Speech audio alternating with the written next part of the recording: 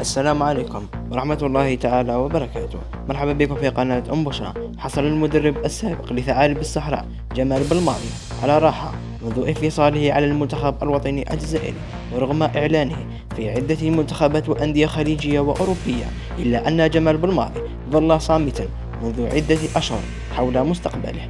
آخر الأخبار هو أنه ليس على وشك الشروع في مغامرة جديدة، وبالفعل كشف مصدر موثوق لموقع الشبكة سبورت أن جمال بلماضي تلقى مؤخرا عرضا لتدريب أحد الأندية في الدوري الجزائري للمحترفين الليغ واحد، إلا أن مدرب الخضر السابق رفض هذا الاقتراح لأسباب عائلية، حيث يقيم حاليا في قطر حيث تعيش عائلته، ولم يكشف المصدر عن هوية النادي التي تواصل مع بلماضي. وللتذكير، بعد الخروج من دور المجموعات ببطولة كأس الأمم الإفريقية 2023 في ساحل العاج، وهو الإقصاء الثاني على التوالي بعد ذلك في الكاميرون، دفع بلماضي نحو الخروج رغم تتويجه الأسطوري في عام 2019.